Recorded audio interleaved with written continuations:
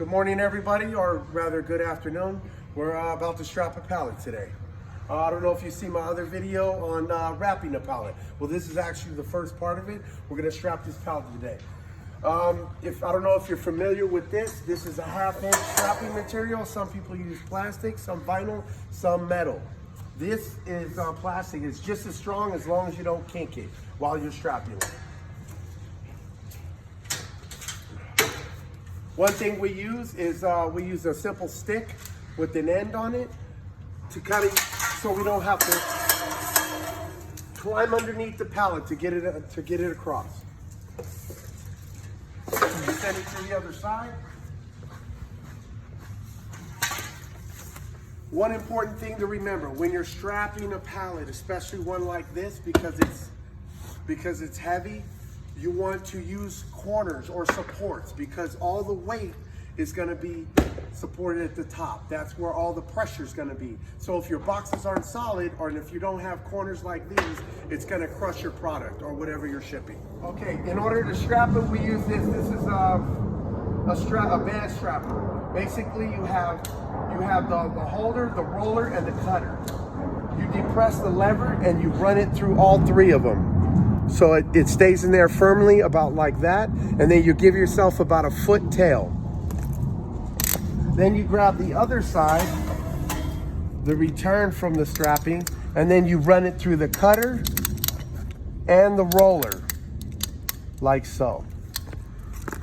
Now you should have your tail and the two together. Now you can continue rolling. This creates tension as you tighten it. Now I don't want to tighten it too much because I want to support my corners with my little pieces so it doesn't crush the product on the pallet.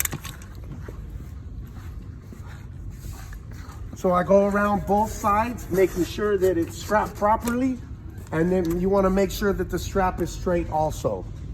Okay, I'm happy with that, so we'll go ahead and create tension.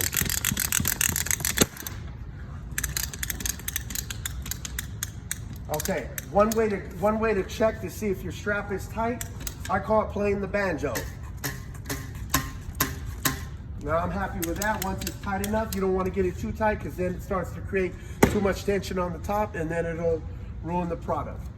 So then you get one of your clips like these. These are little metal clips. These are little metal clips. Once they're depressed, I'll show you. So you grab the two together like so. You just put the clip in here and hold both sides. Then use your crimper, which has teeth, which crimps the metal thing and closes it and tightens it together. So now it's steady and it's firm, and now use your cutter to release. Now you're done with one strap.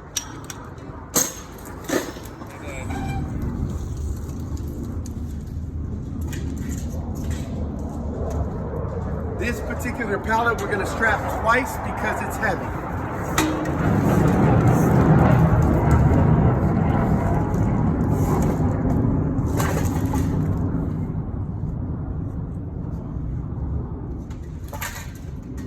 So now basically all we're doing is we're repeating the same process, but we're on the other side of the pallet.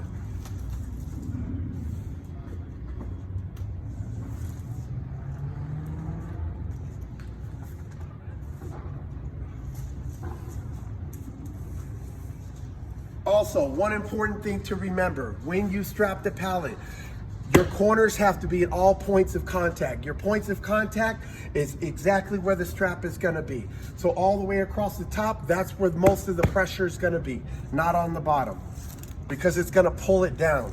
Same thing, I leave myself about a foot tail. Run it through all of them again.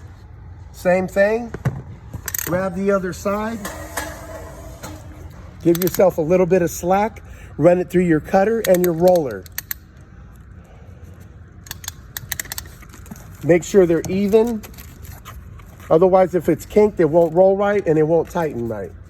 It'll end up breaking, and then you'll have problems when it's being shipped. So I create a little tension so it doesn't move around. Then I'll put the rest of my little pieces in place.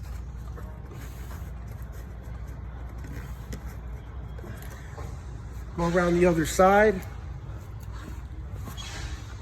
Check, make sure it's straight. Make sure all your point of contacts have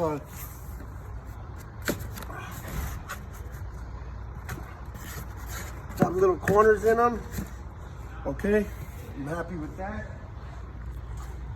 Now come back around here, same thing. Create enough tension.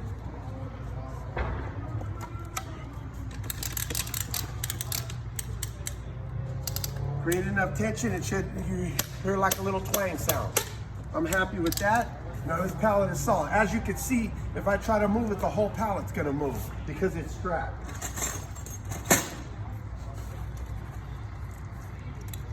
Same thing, I put my little clip on, put my crimper on, tighten it down, make sure you get both of them firmly, like that, cut, you press, and you're done. Now all you have to do is wrap this pallet and you're ready to ship.